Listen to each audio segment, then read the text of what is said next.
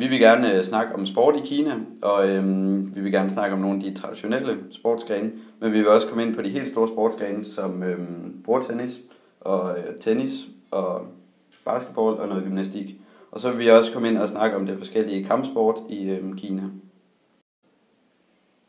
Bordtennis er den klart mest udbredte og populære sport i Kina, og vi kan lige se her i baggrunden en flot illustration af en lækker bordtenniskamp.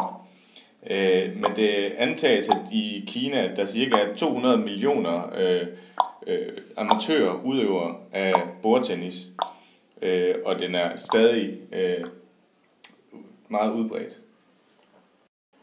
Vi er nu nået til kampsport, og i Kina der er to meget store traditionelle kampsportsgrene. Der er Wushu, og så er der Tai Chi. Og Tai Chi, det er nok for den ældre del, det er mere afslappende, og der skal man ikke bevæge sig så meget. Og man ser også ofte, at de står i parkerne og træner sammen, mange mennesker. Og Tai Chi, det kommer helt tilbage fra Song-dynastiet. I 1995 så indledte den kinesiske regering et projekt, som skulle forbedre den nationale sundhed i Kina.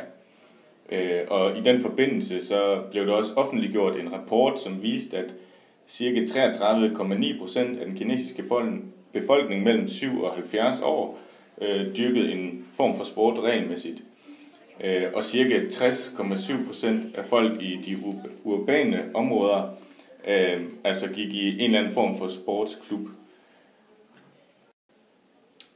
Målet med det her initiativ, det var så at forbedre den her nationale sundhed, og målet var, at ca. 37% af den kinesiske befolkning skulle dyrke regelmæssig sport, og 75% af de kinesiske studerende skulle leve op til en form for ideal eller et mål, som den kinesiske regering havde udstødt, og det har de så gjort ved at udbygge en masse gymnasier og high schools rundt omkring i Kina og udbedre faciliteter for sportsudøvelse. Kina har en lang historie af sport, og især allerede tilbage omkring 2.500 år tilbage i tiden, så var for eksempel dragbåds sejlads meget udbredt i Kina, og man ser faktisk stadig i dag, at de har simpelthen events for det her hvert år, hvor der afholdes dragbådsræs, som vi også ser på billedet.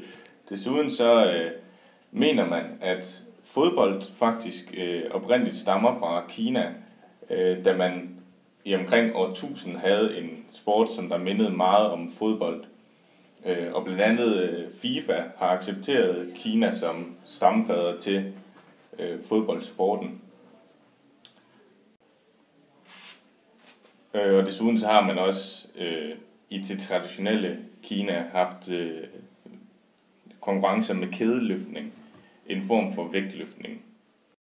De seneste par år der er der også dukket en masse sportseliteskoler op i Kina, og det hænger også meget sammen med, at de er begyndt at fokusere rigtig meget på OL, og derfor så er de også begyndt at vinde en masse OL-medaljer her de sidste mange år.